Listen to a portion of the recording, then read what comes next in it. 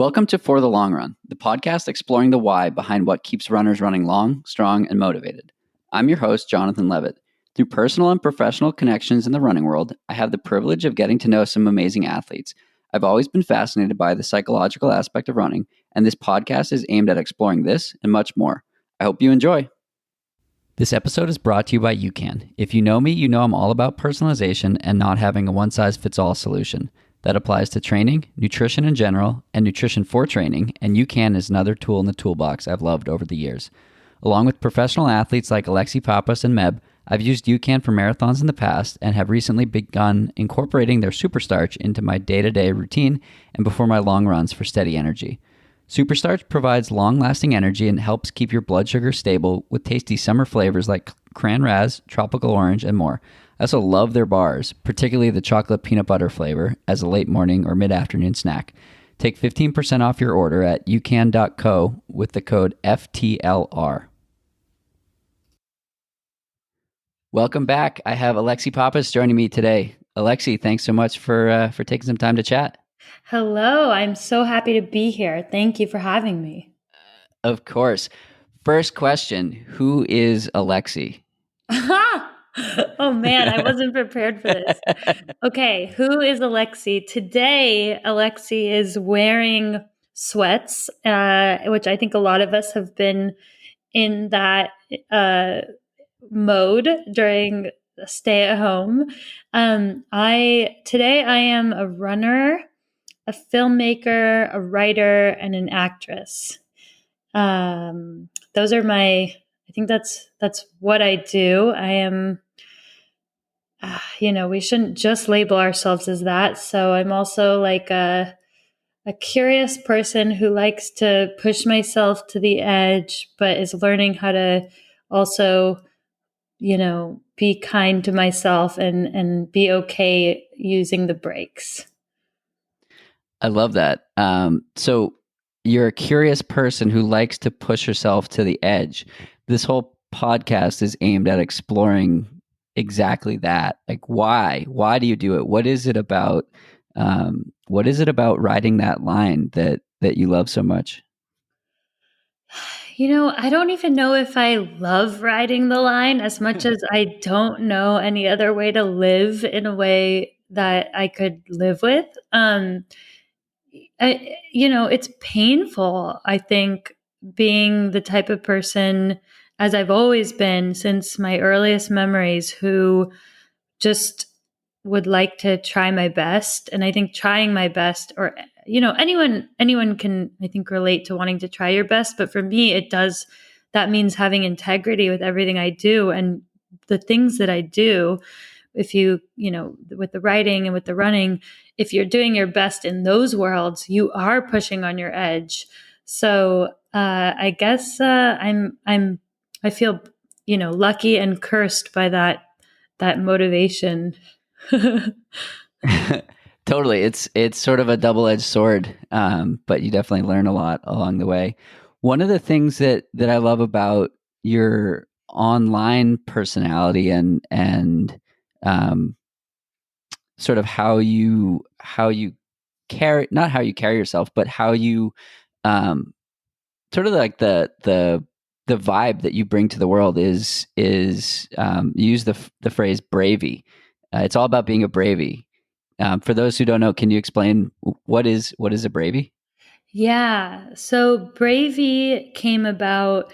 I like to write poetry, and that was my way into writing. And I used to, I guess I still do, I write little poems on social media. And one day I wrote a poem that was run like a Bravey, sleep like a baby, dream like a crazy, replace can't with maybe. And Bravey was a word that came from the word brave, and it rhymed, but it also kind of took on its own life at that point. And I think what it means is, so many of the words that we, at least like, I think female athletes and probably athletes in general, or driven people strive for, are like a very outward facing words, like strong and fierce. And those are, performances to the world. And I think what Bravey is more inward facing. And I think that's why it stuck, because it's a real word, but it's also more up to you what it means. And it's more about how you are,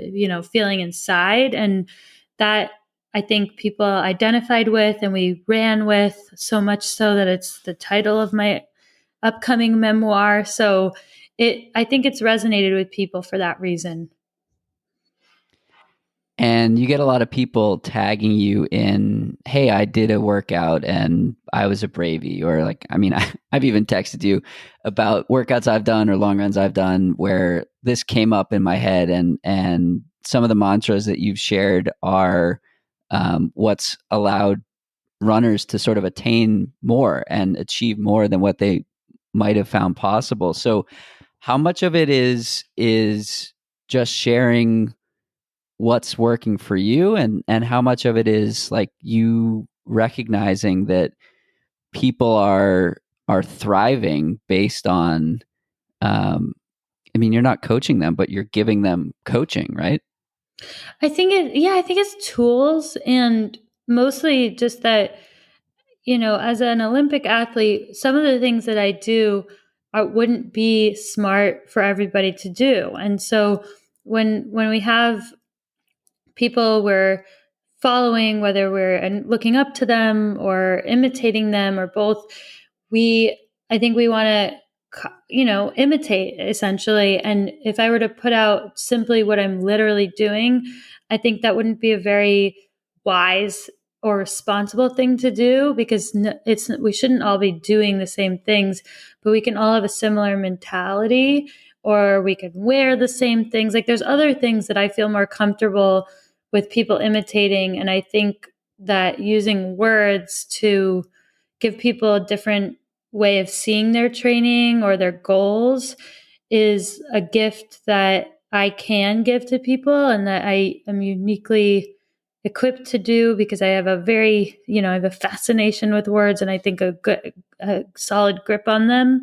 And it's what does help me too, is to just see things a little differently, in a way that, running is a mental sport. And so you have to play some mind games with yourself. And if it's playful, or empowering, that's all the better. Definitely. One of the things you mentioned is your memoir, Bravey, is coming out soon. What got you motivated to put out a book?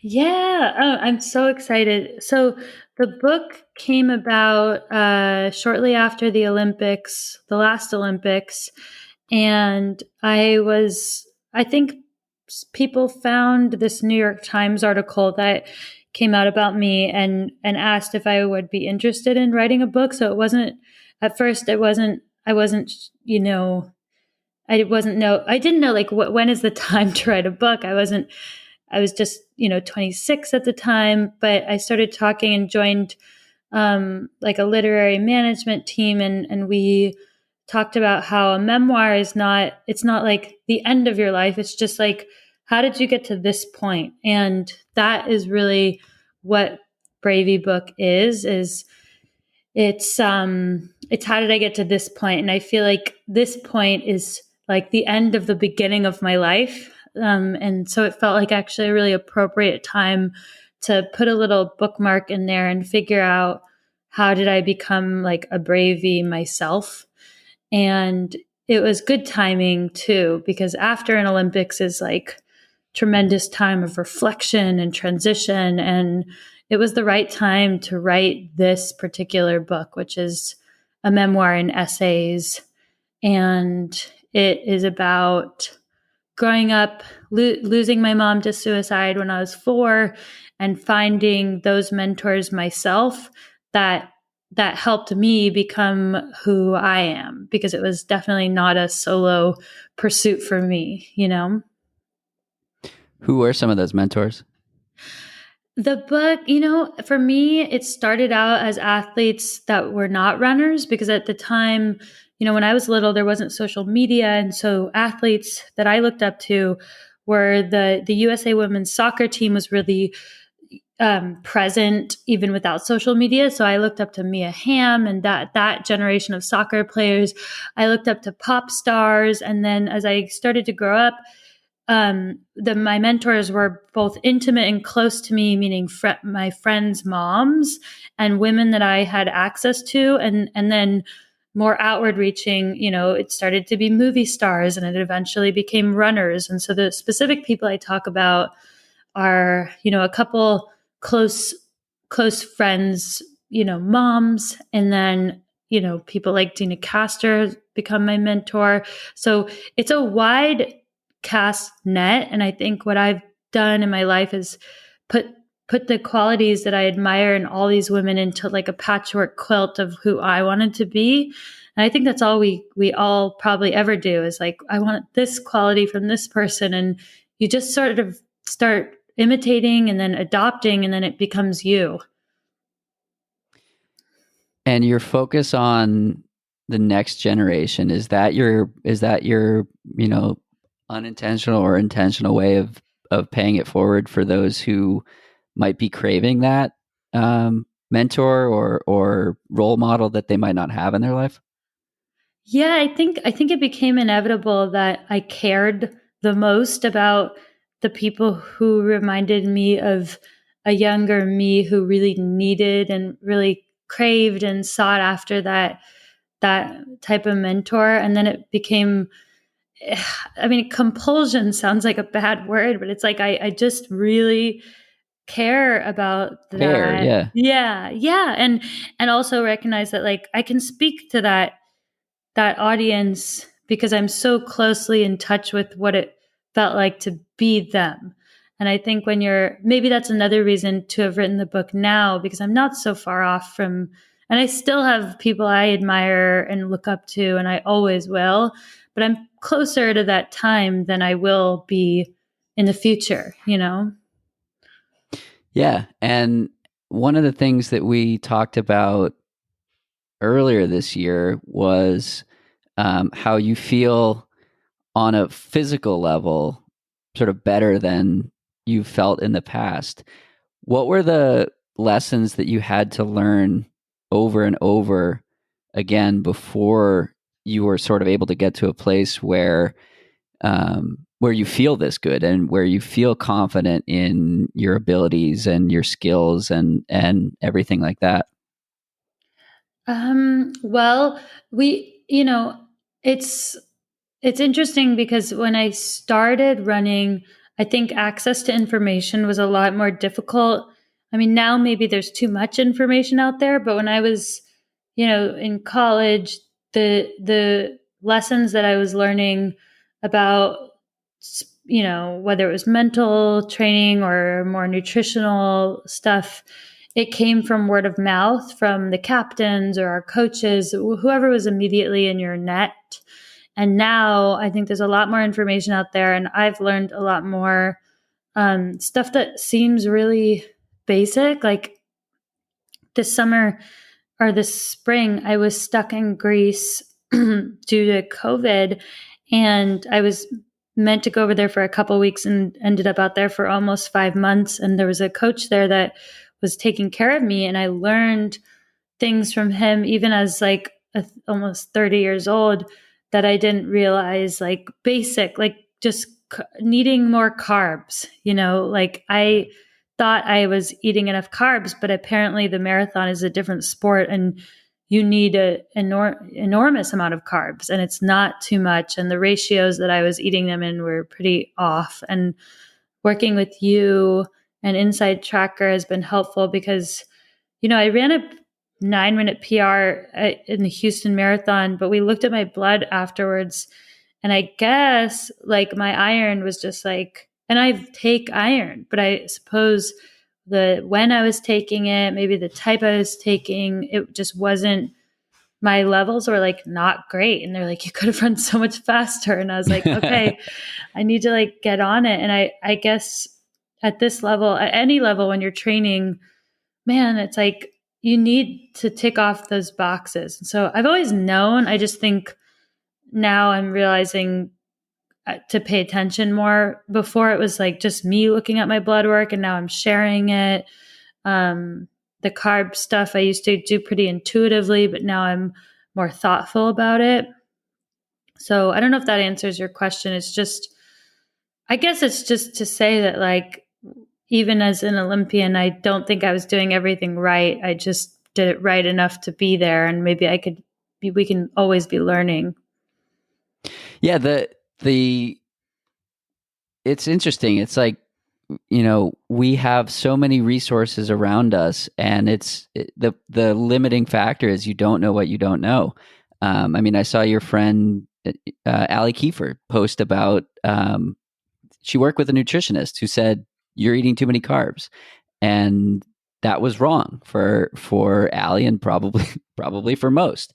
And it's just like all of these things that we hear are often opinion based, and it's yeah, you just got to eat. That's the number one thing that we see over and over again. It's like if you eat more often, that's the thing to do. So has that been easy for you? Has that been hard for you? And definitely appreciate your openness in sharing that. Yeah. So wait, just getting back to what you just said. So she was told that she was eating too much, but she was like, well, I feel good, so this must be right for me. Was that her situation? And I know Allie well. I just wasn't sure what you. So it was, so I just know from what I saw on her Instagram post, but I guess she was working with a nutritionist, and she'll be on the podcast again in a couple weeks. So I'm going to dive deeper into it with her maybe. But she was working with a nutritionist who said to cut back on the carbs. Okay. And she didn't feel like that because she was doing fine. So she didn't feel that was the best. I think she did do it, and then she didn't feel good. Okay. Well, yeah, I think for me, like, so let's see. I think I did a really good job of fueling in Oregon when I was training for the Olympics. And part of it was like that place is such a like bursting with food and life and access to everything. And so it was, and also like I had these sponsorships that were food sponsors when I was there, like a bread sponsor, a fish sponsor, a veggie sponsor. And so by virtue of just like visiting these sponsors, I knew I was getting a lot of those basics in, because it was just like in my routine to like pick up veggies, pick up bread, and it was very seasonal eating because Oregon has access to that type of food. And I think where I got a little challenged was when I moved to Mammoth, which I loved Mammoth, but I think the fueling was a little different because there was one grocery store there at the time. And so it was no longer this like, there wasn't as much of a connection to like the seasonality of things. Like it was a Vons. So it's very, there's not a ton of seasonality in a grocery store like that. Like it's more, you can always expect to have these basic things. So it's up to you to make sure you get everything. And it's not that I didn't try. It just was like, I needed to suddenly put forth a different kind of effort. And I truly wasn't probably eating seasonally. And I think that in combination with being at high altitude the whole time and a little different training environment, I started to have like the first injuries of my life, because I never had an injury before I turned 27. So I'm pretty durable, but I do think that it wasn't helpful for me to just be and it wasn't just like, if you shop at one grocery store, you're going to have issues. But for me, Right. For whatever reason, it did seem to shift something, along with other factors.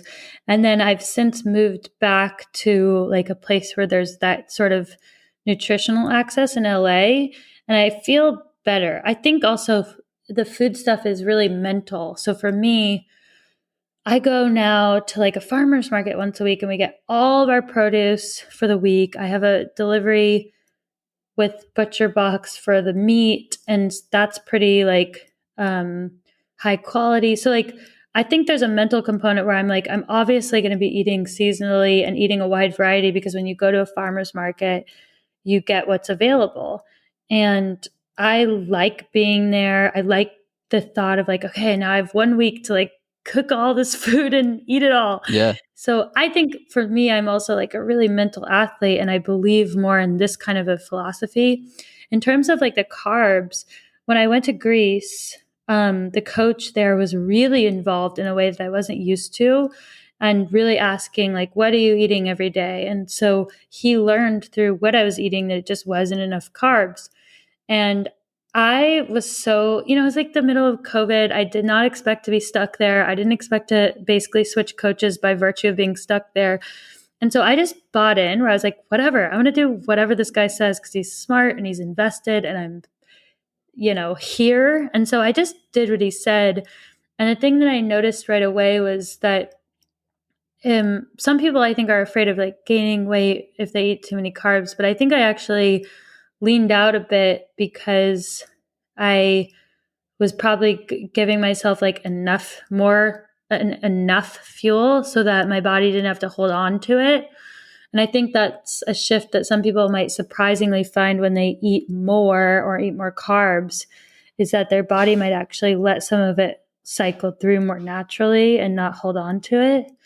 So I felt better. I felt like I could get through long runs like with more energy. And you know what? I don't mean to keep talking, but you know what he told me that I thought was really fun, and maybe anyone could use this to help them, is he was like, if you don't feel like kind of shitty and heavy at the beginning of a long run, like he was like 30 to 45 minutes, you should feel heavy and kind of sluggish, then you haven't had enough carbs to get you through the whole thing.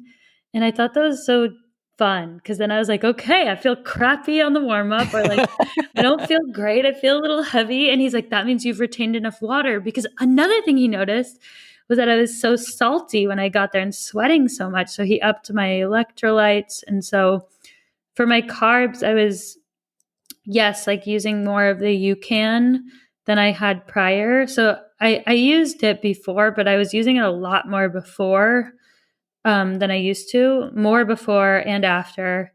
So anyway, the point is that I just followed him, and I think I got lucky that it was like pretty good guidance and he was really invested. But more doesn't mean that you're going to gain weight. I think I definitely leaned out a little bit, and I certainly felt better with that philosophy. It's fascinating. You answered like 3 questions. I know, sorry, it was a lot. It was a lot. No. That I was going to ask that you just like fed into. I was super curious about how the food situation in Greece compared to California, and it's fascinating to hear the differences and the differences in the approach. I think that for some, the decision to eat more is very formulaic and straightforward, and for others, I think it's a huge mountain to climb, and I think that just having the discussion is probably helpful for many. I know I've had many conversations with friends and athletes who are experiencing struggles with eating enough or eating more or whatnot. So I think just being open, like you have been, is helping a lot of people. Yeah, I tried to post where I was like, I'm eating like this much bread every day, which I mean, and I'll be honest, like it was an adjustment for me. Like I felt like this has to be too much. It's like a huge loaf of bread and like a box of whole wheat pasta. I was like, isn't this like excessive? And but I was like in this unique window of time. So maybe people, if they can approach it as like maybe one positive of being in this pandemic lockdown situation, is that they can try to like approach their their experimentation with a new approach with the open-mindedness that this is a kind of a wrinkle in time. Like there's no race coming up. This is out of the routine. And so you might as well give something a shot that could surprise you with some positive effects. Yeah, I like that. Yeah, I mean, it's that, like, if there was ever a time to try a different approach to your life or to your nutrition, it's probably now, right? For sure. So one of the things you mentioned there is, the unknown, and there are no races, and the Olympics are 364 days from today, hopefully. So how are you handling that? And how are you going about training with this uncertainty that's sort of looming over us? Yeah, it's a great question because it certainly was a shock to me when it all started to unfold. Like I literally went over to Greece to run an Olympic qualifying race, and then the races got pushed, and then eventually the Olympics got pushed. And the way I'm approaching it is, I think I'm paying more attention to, like, less attention to pace specific and more attention to, like, volume. So that's like a very basic difference. It's like I'll run for a certain amount of miles every day, but I'm not paying as much attention to how fast they are. And that's allowed me to do a little bit more trail running than, like, you might do if you were a month or two away from a marathon, which is run on the roads, as we know. So I think that's giving me more joy. I'm working on weaknesses that I have intrinsically, which, to be honest, is just like trying to focus more on, like, I think, I've posted a little bit about this on my Instagram, but drills and becoming more of like a dense athlete. And that goes hand in hand with running on more trails, running with different people. So I do think that as long as I'm healthy, I don't need to, like, hit any specific benchmark at this moment. Um, and I've been able to fine tune certain things. Like I think the blood work is another thing that just really trying to figure out how am I going to absorb the iron, because I think I don't have, like, the ability to absorb vitamin B normally, and so that was affecting my iron. So it's just like it's getting into details that, like, I may not give myself time for in a buildup that is like feels like the race is around the corner. Um, so yeah, and also just that there are other areas of my life that are really blooming right now. Like, we just finished and turned in the final draft of the book. I'm working on a movie and a television show. So I think just having running fit into, like, a blooming life is a really healthy thing for anyone to strive for. And certainly for me, it feels like running is fitting more in with my lifestyle if I embrace that it's not the only thing that I'm doing. Definitely. The idea of balance is something that comes up quite often. And I had a conversation with Lindsay Krause, and she described balance in the best way that I've ever heard it described. It's like a triangle, and sometimes the triangle is equilateral. So life, relationships, running, it's all equal. Sometimes it's acute, sometimes it's obtuse. Sometimes one piece of that triangle is bigger than the rest, but it can't always be that way, or it can't continue to be that way. Otherwise, the triangle will collapse.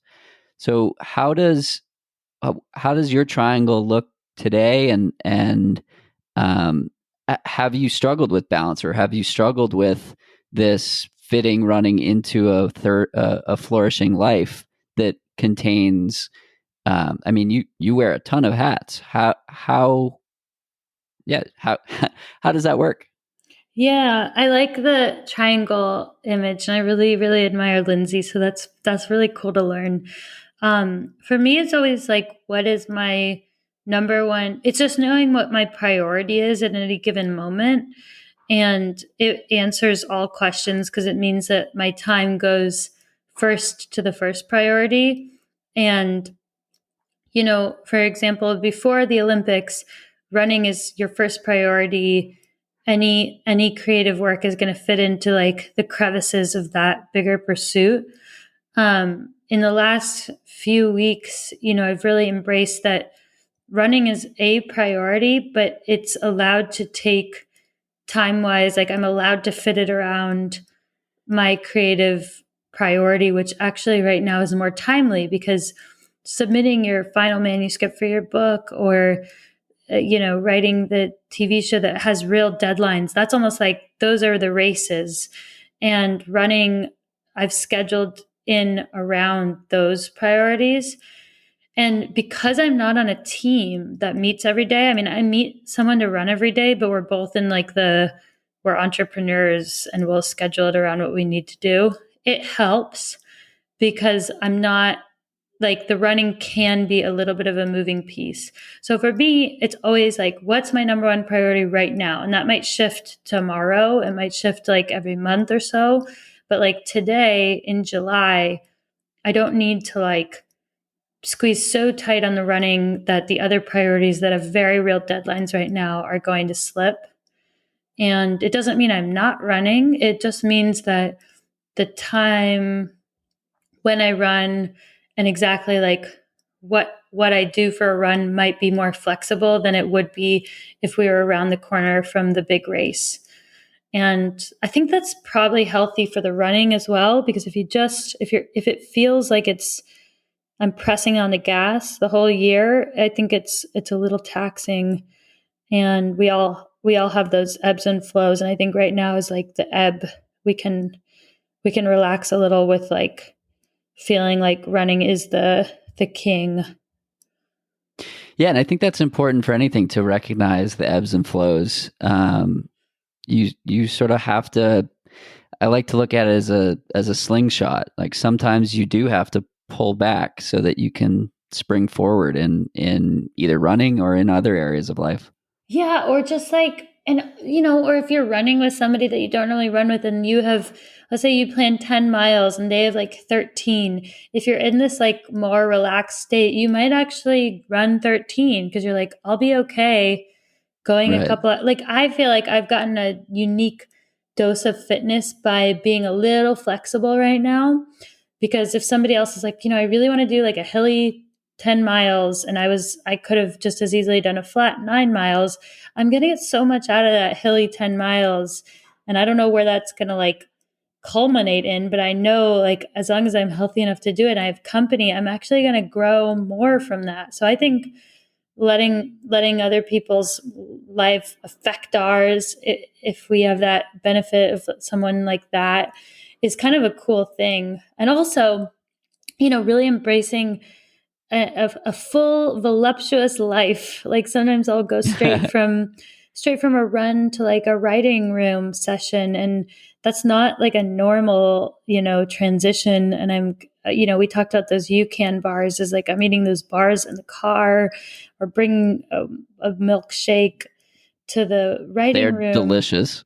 So good. Yeah, we'll talk about that, but it's just like embracing that like this is actually not a reason why I'm not going to succeed. This is a reason why my life is like Right. overflowing with greatness. That's awesome. And for sponsoring this episode. I've run 2 marathons fueled on UCAN and have experimented with it over the years and have found quite a positive impact on some specific health-related metrics that I'll be following again over the coming months. Sports nutrition products aren't something you would consume throughout the day, but many use UCAN as part of their daily routine for healthy energy. I can't get enough of the chocolate peanut butter bars. Superstarch is the underlying carbohydrate in UCAN, and it provides long-lasting energy by keeping your blood sugar stable, and it is super easy on the stomach. Available in powders and bars, you can save 15% on your order at ucan.co with the code FTLR. And now back to Alexi. Do you run to gain something or to lose something? I probably these days run to, I guess like run to gain something. I think I gain like a calmness the rest of the day. Because what I'm trying to do is like hard. Like I think I have several pursuits that like any one of them would be okay. Like a full time. Yeah. And I recognize that if I run in the morning, even if there's no goal in sight, I am happier and more like okay person the rest of the day. Like I recognize that I'll always want to have that in my life. So right now it's helping me gain calmness, or we could say it helps you lose anxiety. If that like, oh yeah. Now more than ever, yeah. What about you? So somebody submit this question, and I was like, wow, I hope I don't get asked this question. Oh well, now you are. I think it's I think it's both. I think um it's gaining confidence and gaining Mm-hmm. the ability to, right. So like I love running because of the crossover it has in life, and everything that you learn on a run or in a week or training cycle or season can be applied into life, right? If everything is easy, you're not trying hard enough. The same thing is true in life. If everything in life is easy, you should take on more risk and challenge yourself in different ways. Same thing at work. If your job is easy, you need to set higher goals. So for me, I run to see what's possible, and I think that is on the gaining confidence and gaining skill and ability side of it, both for running and for life. Like I was having a conversation with my coach about goal setting and challenging others to set higher goals, and it to me it's boring if your goals if your goals are attainable. And you have a quote that's pinned to your Instagram, or was pinned to your Instagram at one point, and correct me if I butcher this, but I think it was, thank goodness I haven't accomplished all of my goals yet, because what would I do tomorrow? And that's sort of like how I approach running. Like if you achieve what you set out to achieve, it's not over. You can just achieve more. And so for me, that's the process of running that I enjoy. It's the like consistent leveling up of how can you set the bar higher, go get it, and then what used to be hard is now your normal, right? Like when you started running the mileage that you're running now was probably completely unattainable for a peak week, but now your average week is average and attainable, and you just keep leveling up until you keep going. Yeah, yeah, the growth is very satisfying. I think that's great. And you remind like you remind me of myself when I was like chasing my first Olympics in a way where you're just like so hungry to like push. And I think I have a different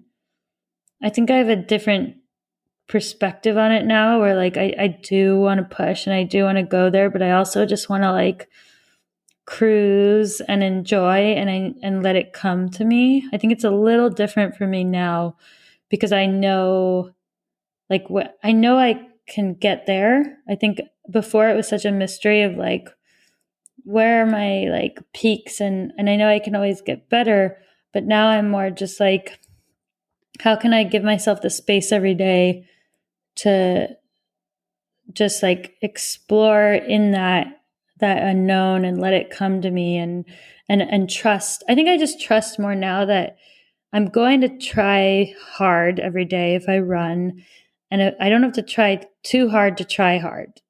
Does that, if that makes Yeah. sense? I Yeah. used to be like, am I trying my best? And now I'm more like, no, I know I have like integrity and I try my best. I just need like to give myself the time every day to do that. Well, I think that's the difference between like being in love with the process and being in love with, like, I don't want to say improving. I used to chase times, and for me, success was measured. Did I break 18 in the 5K? Did I break 17:45 in the 5K? Did I break 3 in the marathon? And for me now, it's like, did I have fun on that run? Did I enjoy it? Did I have a smile on my face? And did I get beat down by that 16-mile long run that I started at noon, but I Oh still loved it? man. And Yeah. and I think that's the like you can't be there on day one of running.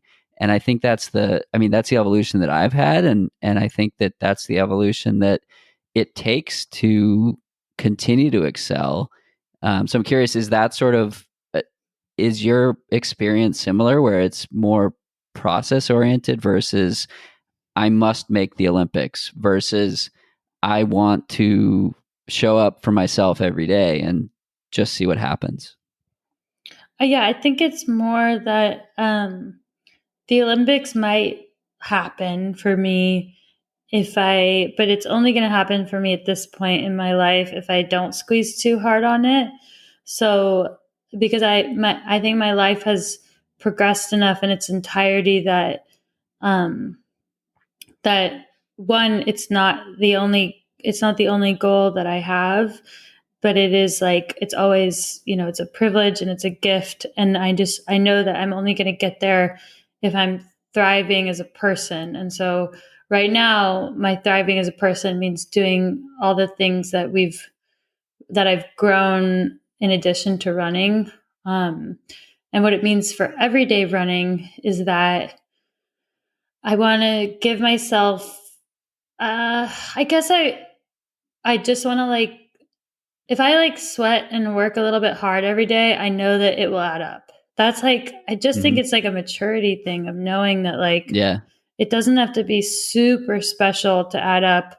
And it also doesn't have to be super easy to like, I've had some days out here that are like these hilly, trail runs, and they're kind of unglamorous. They're gorgeous, but like you don't really understand how that's going to translate. But then I think back to days in Oregon where like we used to do our long runs in the hills and the trails, and it would take us like forever to just run 10 miles.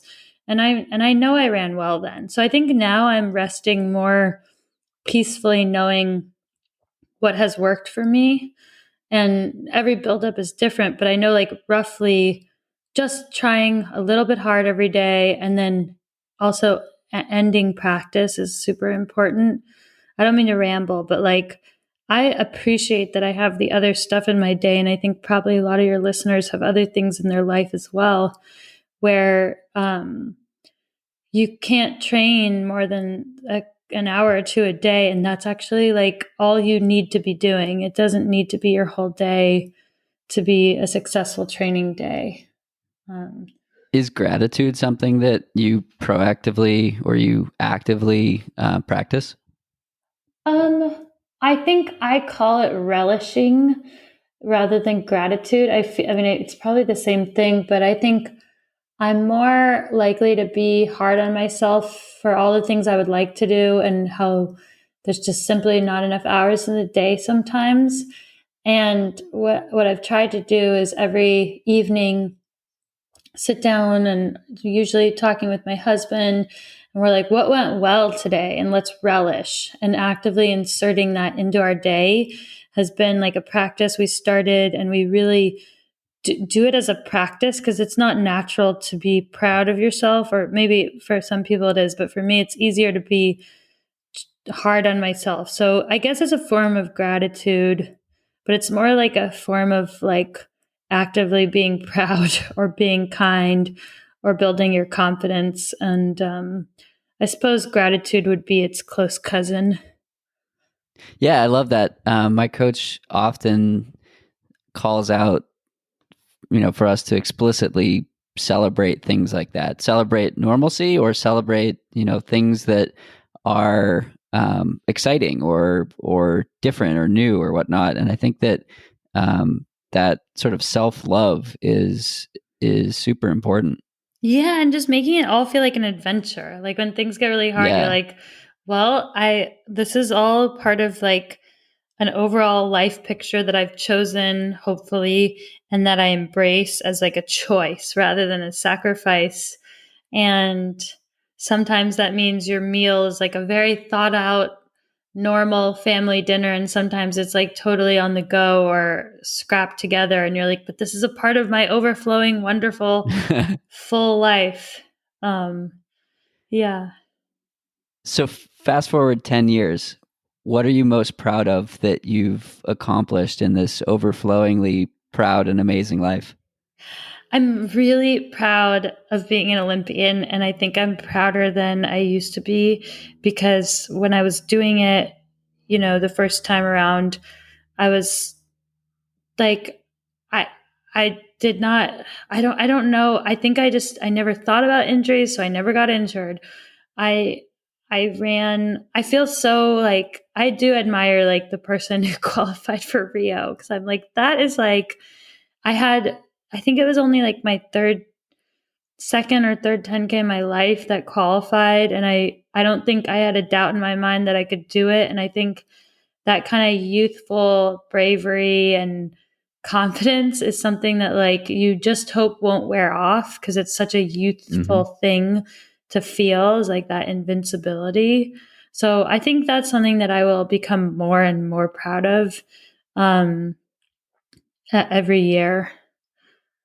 Yeah. What's an example of a time where you may have failed at achieving something or getting something that looking back wasn't really a failure? Um, I think the challenges that I faced after the Olympics were I like did have those injuries, and I did try living at altitude in a way that I think wasn't ultimately like the best for me. And it felt I remember like feeling like it was always like we can always feel like our injuries are our fault because like somewhere along the way you'll be able to trace something that you could have shifted. However, I think that time in general was it did like project me forward in a lot of ways, which like we could get into details, but um it wasn't it was all cumulative. Like your life is always like adding up to the next thing. So I think it was very hard during that time and it felt like it was my fault. And I think I've learned that it's not your fault unless you learn a lesson and you don't make a change. I think that's the only Yeah. thing is that like we can there are no mistakes. I think are only if you like make them multiple times. I think if you make it once, then you're just learning a lesson. So I think Definitely. I learned some lessons there and I'm trying to see those as Cool. that. What do you wish people knew about you? I wish people knew everything that's going to be in the book, man. It's not, I mean, it's going to surprise people because it's not just about running, and it is very I don't think anybody, like not even my closest friends, like it will even surprise them. So it's going to be a tough read, I think, in a great way. Like it's just a beautiful, vibrant, um, I'm so proud of it. So maybe that's the thing I'm most proud of. And I really hope that people read it because I think they see what's at the tail end of all the thoughts. Like they see like the poem at the end, the very end of the whole lesson and the process, but the book represents like the very root of like where did that person come from? And where I came from was like some really challenging stuff that I felt was most appropriate to fit into it was most appropriate in book form, not like parsed out throughout, in social media posts. So that's why it's in a book. And it's available to pre-order now, right? It's available to pre-order now, and it comes out in very early January.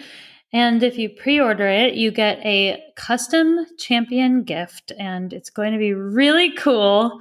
So you want that. And yeah, I think also if you have not tried the new UCAN bars, they're new and they're really good, and I can't stop eating them. Well, anything chocolate peanut butter is good in my book.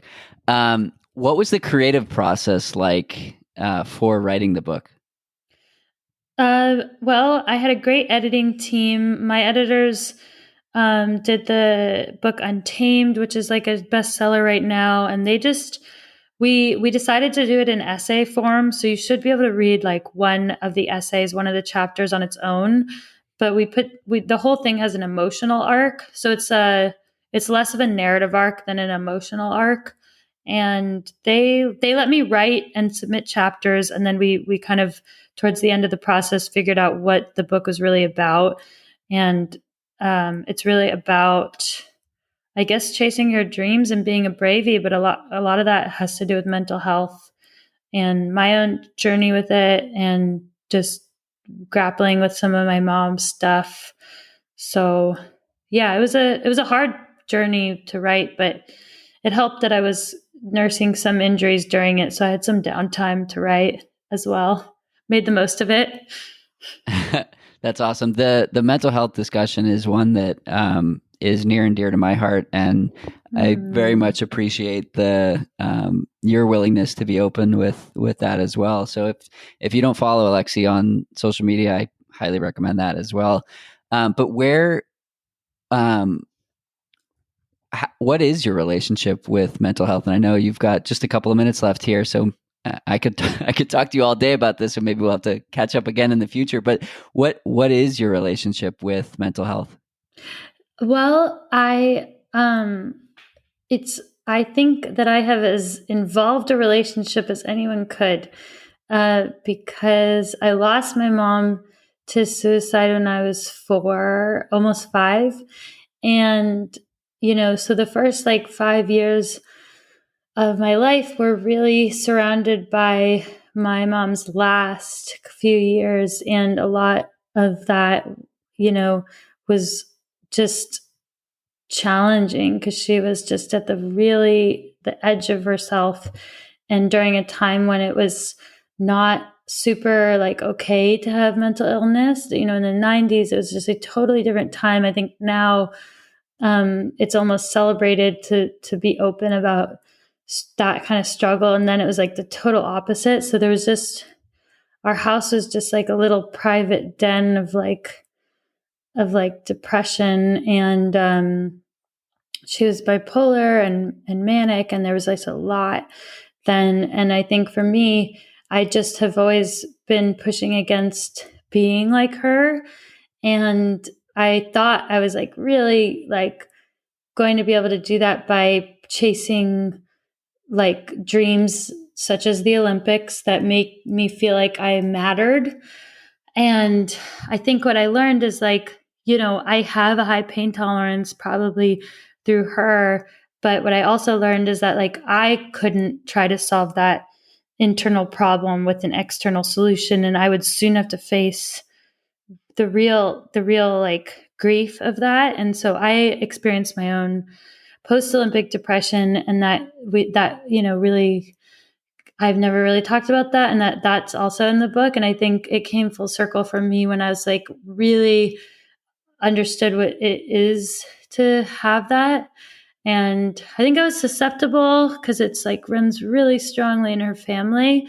But when I experienced it, I was like, oh my gosh, this is like, I understood why the kind of treatment she had wouldn't have helped her, because I had some great help and then some first really challenging help. And so I think the book, like if anyone has any doubts or has any feelings themselves of mental health stuff, like it's going to help you, because I really felt the lowest feelings anyone can ever feel, and I've seen some really tough stuff. And I think have used my gift of words to translate it into a really relatable book. Well, that's awesome. Again, really appreciate how open you are on that. And again, the words that you share on social are helping many people. So on that note, where can people find you if they want to follow along with you or the words and messages that you're putting out into the world? Yeah. So my Instagram and my Twitter are just my name, Alexi Pappas. And the book, you can easily find it if you go on alexipappas.com. There's a link to like our book landing page, and then you can order it off your favorite website. If you prefer Barnes & Noble or Amazon or Powell's, or there's like links to all those order places, and all of them will qualify you for the pre-order gift, which I think is going to be so fun. And the introduction or the foreword is written by Maya Rudolph, who's one of my, people I really admire. And she wrote just an incredible foreword. So if you don't know who I am, maybe you know Bridesmaids and all the things she's done. She's amazing. So, yeah. Awesome. Well, so are you. Thank you so much for taking the time to chat today, and we'll see you out there. Thank you so much. I'm so grateful to be in such great company on this podcast. Of course, and likewise. Okay, talk soon. That's it for today's episode. Like many long runs, it's sad when it has to end. I hope you join in next week on For the Long Run, and in the meantime, happy trails. If you've enjoyed this episode, it would mean a lot to me if you shared it so that others can find it and enjoy it too.